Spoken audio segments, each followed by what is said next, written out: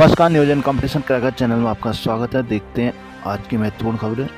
प्रधानमंत्री ने पश्चिम बंगाल में परियोजना के शुभारंभ पर विपक्ष को निशाने पर लिया। संदेखाली पर चुप्पी क्यों मोदी। हल्द्वानी हिंसा में पहली बार 5 महिलाएं गिरफ्तार। बनफूलपुरा हिंसा प्रकरण में पुलिस ने पहली बार 5 मां बेटी समेत 5 महिलाओं को गिरफ्तार किया है। पुलिस ने सीसीटीवी के फुटेज और मोबाइल फोन की वीडियो रिकॉर्डिंग खंगाल के न चिन्हित किया है। बीती 8 फरवरी को बनफूलपुरा क्षेत्र में मलिक के बगीचे में नजुल भूमि में बने मदरसे और धार्मिक स्थल के ध्वस्तीकरण की कार्रवाई के दौरान पुलिस प्रशासन नगर निगम की टीम पर जमकर पथराव हुआ था। मामले में बनफूलपुरा थाना पुलिस, मुखानी थाना पुलिस और नगर निगम की ओर से अलग अलग टीमें मुकदमे दर्ज कराए गए थे। नगर निगम की ओर से दर्ज कराए गए मुकदमे पुलिस ने पथराव करने की हिंसा के लिए उकसाव के आरोप में एक युवती सहित 5 महिलाओं को गिरफ्तार कर लिया है। दून टनकपुर के बीच चलेगी पहली रेल सेवा। रेलवे जल्द ही दून से टनकपुर के बीच पहली रेल सेवा शुरू करने जा रहा है। सप्ताह में एक दिन चलने वाली इस ट्रेन को समय सारणी के साथ ही स्टॉपेज भी तय हो गए हैं। इसके आम जन को फायदा होगा। अभी तक दून से टनकपुर के बीच एक भी रेल सेवा नहीं है। देहरादून रेलवे स्टेशन के अधीक्षक रविंद्र कुमार ने बताया कि देहरादून टनकपुर के बीच साप्ताहिक ट्रेन प्रस्तावित है। ट्रेन कब से चलेगी इसकी तारीख अभी तय नहीं हुई है।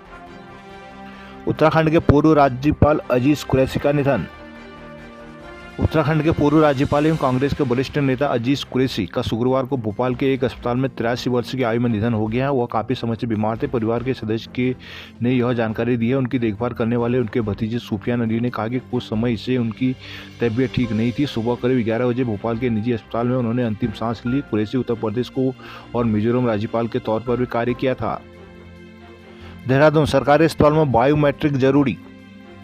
देहरादून राज्य के सरकारी अस्पतालों में डॉक्टर और कार्मिकों के लिए बायोमेट्रिक हाजिरी अनिवार्य कर दी गई है। इसी हाजिरी के आधार पर वेतन जारी किया जाएगा। स्वास्थ्य मंत्री डॉक्टर धन सिंह रावत ने शुक्रवार को इसके निर्देश जारी किए। साथ ही टिहरी में 2 गर्भवती महिलाओं की मौत के मामले में महानिदेशक स्वास्थ्य को लापरवाही डॉक्टरों के खिलाफ कार्रवाई के आदेश भी जारी किए गए। डॉक्टर रावत ने कहा कि मरीजों के उपचार और स्वास्थ्य देखभाल में किसी भी स्तर पर लापरवाही बर्दाश्त नहीं की जाएगी। डॉक्टर रावत ने कहा कि सामुदायिक स्वास्थ्य केंद्र चौड़ मामले को बेहद गंभीरता से लिया गया है। गर्भवती महिलाओं को समय पर उपचार न मिलना, ड्यूटी पर तैनात डॉक्टरों की घोर लापरवाही है। जिम्मेदार डॉक्टरों के अनुचित रूप से गैर हाजिर रहने की वजह से गर्भवती महिला को चिकित्सा सुविधाएं नहीं मिल पाई है। हायर सेंटर रेफर करने पर रास्ते में उनकी दुखद मौत हो गई थी। इस मामले में अस्पताल के नियमित और बॉन्डधारी डॉक्टरों के खिलाफ कार्रवाई के निर्देश दे दिए गए हैं।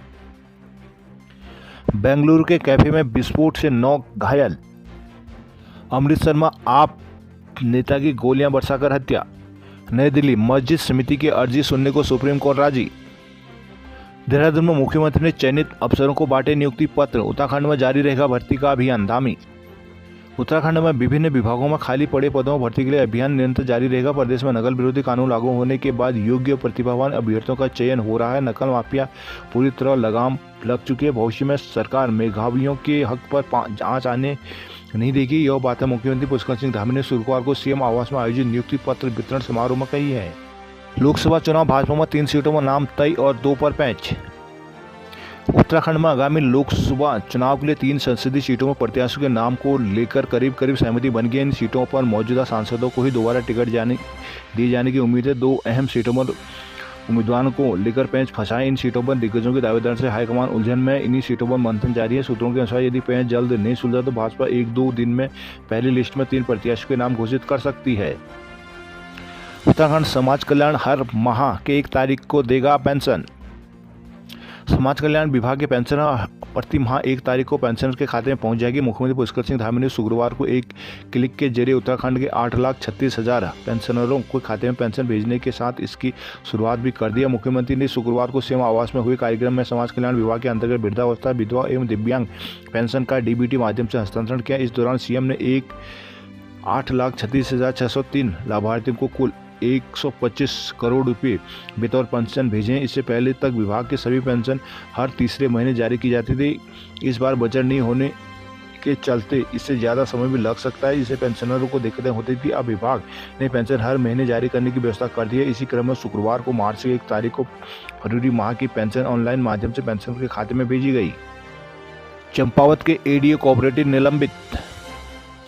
रजिस्ट्रार कोऑपरेटिव ने चंपावत के एडीओ राजकिशोर को निलंबित कर दिया है। उप निबंधक अल्मोड़ा हरिचंद खंडूरी को जांच अधिकारी का जिम्मा सौंपा गया है। जिला सहायक निबंधक चंपावत कार्यालय में तैनात सहकारी निरीक्षक वर्ग 2 राजकिशोर को समय समय पर बिना सूचना लंबे समय तक कार्यालय से अनुपस्थित रहने पर निलंबित किया गया है। उन पर अधिकारियों के आदेशों की लगातार अवहेलना करने का भी आरोप है। इन आदेशों पर निलंबन के आदेश जारी कर दिए गए। अपर निबंधक सहकारी समितियां उत्तराखंड आनंद एडी शुक्ल ने उप निबंधक अल्मोड़ा हरिचंद खंडूरी को जांच अधिकारी नियुक्त किया है। 15 दिनों के भीतर आरोप पत्र तय कर देने होंगे। देहरादून बेसिक शिक्षकों भर्ती खुलेगी। प्रदेश में बेसिक शिक्षक भर्ती का इंतजार करे बेरोजगार के लिए अच्छी खबर है। सरकार लोकसभा चुनाव की आचार संहिता लागू होने से पहले बेसिक शिक्षकों के रिक्त पदों पर भर्ती प्रक्रिया शुरू कर सकती है। बेसिक शिक्षकों योग्यता से जुड़े सुप्रीम कोर्ट के आदेश के अनुसार शिक्षा विभाग ने बेसिक शिक्षा सेवा नियमावली संशोधन को ड्राफ्ट तैयार कर लिया है। इस ड्राफ्ट को 4 मार्च को कैबिनेट में लाने की तैयारी है। शिक्षा मंत्री धन सिंह रावत बीते दिनों इस संबंध में संकेत दे चुके हैं। उनका कहना है कि कैबिनेट बैठक में प्रस्ताव को अनुमति मिलने के बाद भर्ती प्रक्रिया तुरंत शुरू कर दी जाएगी। मालूम हो कि इस वक्त बेसिक स्तर पर शिक्षकों करीब 3500 पद रिक्त है। नियमावली में संशोधन के साथ बेसिक शिक्षक की पात्रता से बीएड की डिग्री हट जाएगी। इसके बाद केवल डीएलएड प्रशिक्षक 3 कक्षा 1 से 5 तक के लिए शिक्षक बनने के पात्र होंगे। सूत्रों के अनुसार बेसिक शिक्षा निदेशालय को इस बाबत ताकीद कर दिया गया है। नियमावली संशोधन के बाद भर्ती प्रक्रिया शुरू करने के लिए तैयारी पूरी कर दी जाएगी। सूत्रों के अनुसार उत्तराखंड के डीएलएड प्रशिक्षकों की संख्या को आधार पर शिक्षा विभाग शिक्षक भर्ती को 2 चरण में शुरू कर सकता है। धनस्याली में डॉक्टरों की नियुक्ति को लेकर आंदोलन। धनस्याली सामुदायिक स्वास्थ्य केंद्र बेलेश्वर में चिकित्सकों अन्य स्टाफ की नियुक्ति को लेकर स्थानीय लोगों ने शासन प्रशासन के खिलाफ मोर्चा खोल दिया। गुस्साए ग्रामीणों ने क्षेत्र में जुलूस निकालकर सरकार के खिलाफ प्रदर्शन करते हुए अनिश्चितकालीन क्रमिक अनशन शुरू कर दिया है। लोगों ने मांगों पर कार्रवाई होने तक आंदोलन जारी रहने की चेतावनी दी है। थराली, देवराड़ा, भेंटा तथा सिमल सैंड के ग्रामीणों ने अलग अलग मांगों को लेकर किया प्रदर्शन। गोपेश्वर निरीक्षण के बाद एसडीएम ने आदेश दिए, हल्दा पानी के 4 मकानों को किया जाएगा खाली। पौड़ी सिविल लाइन में लोगों ने लगाया जाम। पौड़ी शुक्रवार को एक ट्रक की छत से बिजली की झूलती तारें फंस गई। इसी बीच एक बड़ा धमाका हुआ जिससे तारें दोनों सिरों से टूट गई। इस दौरान कुछ लोगों को करंट भी लगा। इस पर गुस्साए लोगों ने पोल को बदलवाने की मांग को लेकर सिविल लाइन में सड़क पर पत्थर डालकर जाम लगा दिया। सिविल लाइन मोहल्ले में सड़क पर बिजली के पोल के तारों से एक बड़ा हादसा होते होते टल गया। स्थानीय लोगों ने बताया कि पोल काफी समय से झुका था, जिसकी झूलती तार एक ट्रक से टकराकर टूट गई, जिससे 2 पोलों के बीच लगे तारों में जोरदार धमाका हुआ। बाद में पास की कुछ दुकानों में करंट फैल गया। गनीमत रही कि इससे कोई जान हानि नहीं हुई। वहीं लोगों ने पोल को बदलवाने की मांग को लेकर सिविल लाइन और सड़क पर पत्थर डालकर जाम लगा दिया। अंकित हत्याकांड के आरोपी पुलकित का प्रार्थना पत्र निरस्त।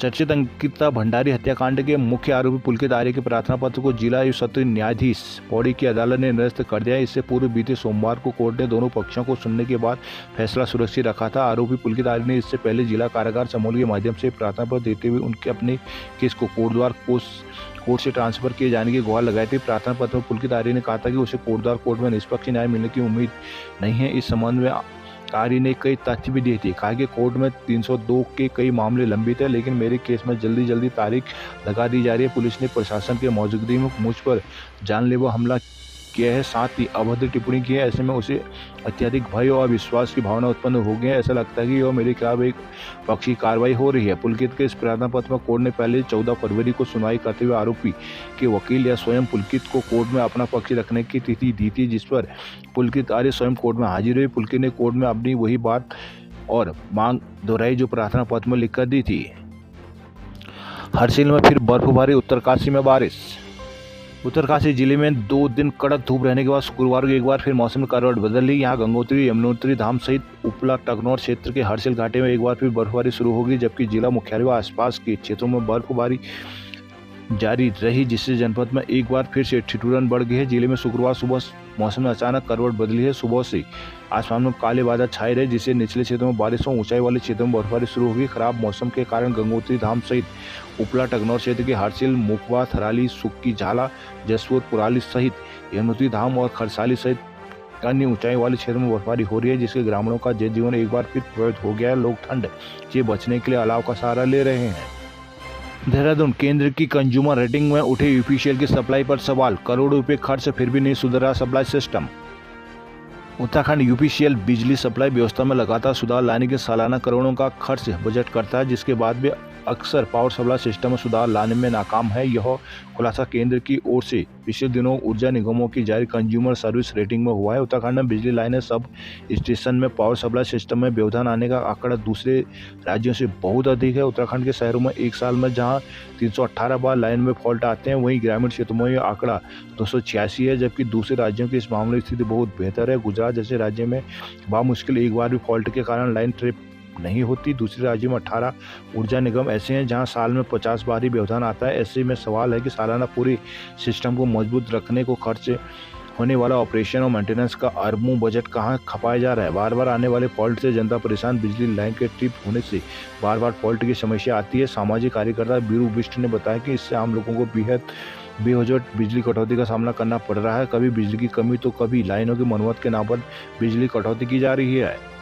देहरादून, हरक सिंह रावत की पत्नी दीप्ति रावत को ईडी ने किया तलब। पाखरू टाइगर सफारी घपले में पूर्व वन मंत्री हरक सिंह रावत के साथ ही उनके करीबियों पर प्रवर्तन निदेशालय ईडी का शिकंजा कसता जा रहा है। इस प्रकरण में ईडी ने अब हरक रावत की पत्नी दीप्ति रावत को भी समन भेजकर शनिवार को तलब कर लिया है। उधर शुक्रवार को लगातार दूसरे दिन रुद्रपुरा के पूरा जिला पंचायत अध्यक्ष लक्ष्मी राणा ईडी ऑफिस पहुंची। दून स्थित ईडी कार्यालय में अफसरों ने कई घंटे तक सवाल जवाब किए। ईडी पूर्व मंत्री और उनके करीबियों की संपत्तियों की जांच कर रही है। इस मामले में बीती 7 फरवरी को ईडी ने उत्तराखंड समेत 3 राज्यों में करीब 18 स्थानों पर एक साथ छापेमारी की थी। इस दौरान 1.1 करोड़ की नकदी, 80 लाख के गहने, 80 करोड़ रुपये से भी अधिक की जमीनी रजिस्ट्री के समेत तमाम दस्तावेज ईडी ने जब्त किए थे। पिथौरागढ़ की पहली झील थरकोट में नौकायन शुरू। पिथौरागढ़ चीन नेपाल सीमा पर बसे सीमांत में लोग अब नौकायन का आनंद ले सकें। जिले की पहली झील का संचालन शुरू हो गया। पहले दिन लोगों ने नौकायन का आनंद भी उठाया। हालांकि अभी किराया तय नहीं किया गया। विभागीय अधिकारियों का कहना है कि 100 से 150 रुपये किराया निर्धारित किया जाएगा। शुक्रवार को थरकोट झील का शुभारंभ जिला पंचायत अध्यक्ष दीपिका बोहरा ने किया। इस दौरान उन्होंने कहा कि झील के संचालन से पर्यटकों को एक नया टूरिस्ट डेस्टिनेशन मिलेगा। वहीं सिंचाई और पेयजल की किल्लत भी दूर होगी। उधर थरकोट झील का संचालन शुरू होने से लोग उत्साहित नजर आए हैं। चंपावत में आंगनबाड़ी कार्यकर्ताओं का प्रदर्शन। टनकपुर तहसील में आंगनबाड़ी कार्यकर्ताओं ने सांकेतिक धरना प्रदर्शन किया। एसडीएम के माध्यम से सीएम को ज्ञापन सौंपा। ब्लॉक अध्यक्ष गीता चंद ने एसडीएम आकाश जोशी को ज्ञापन सौंपा। यहां ब्लॉक प्रभारी सरोज मोनी, संगठन मंत्री गोविंदी पंत, उपाध्यक्ष गोविंदी मेहता, कोषाध्यक्ष नीरू बिष्ट, संपत्ति देवी, ममता देवी आदि मौजूद रहे। बागेश्वर में लकड़ी तस्करी का आरोपी पुलिस ने पकड़ा। रुद्रपुर, लंबे समय से अनुपस्थित 12 डॉक्टर बर्खास्त। रुद्रपुर स्वास्थ्य महानिदेशालय ने लंबे समय से प्रदेश के विभिन्न अस्पतालों से गायब चल रहे डॉक्टरों के खिलाफ कठोर रुख अपनाते हुए बर्खास्तगी की कार्रवाई की। इसी क्रम में उधम सिंह नगर जिले के 12 डॉक्टरों को बर्खास्त कर दिया गया। साथ ही साथ अन्य डॉक्टरों को ड्यूटी से अनुपस्थित रहने पर अंतिम नोटिस जारी किया गया। पूरे प्रदेश में 35 डॉक्टरों को बर्खास्त किया गया। सबसे ज्यादा डॉक्टर उधम सिंह नगर के हैं। स्वास्थ्य निदेशालय ने इस संबंध में 9 फरवरी को आदेश जारी किया था। उधम सिंह नगर जिले से बर्खास्त किए गए डॉक्टर पिछले 2 साल से अधिक समय से अनुपस्थित चल रहे हैं। ये डॉक्टर नियुक्ति मिलने के पश्चात कुछ ही महीनों तक अस्पताल में अपनी सेवाएं देकर बिना बताए चले गए। जबकि स्वास्थ्य विभाग की ओर से इन डॉक्टरों को 3 बात कारण बताओ नोटिस भी जारी किया गया, लेकिन उन्होंने नोटिस का कोई जवाब नहीं दिया है।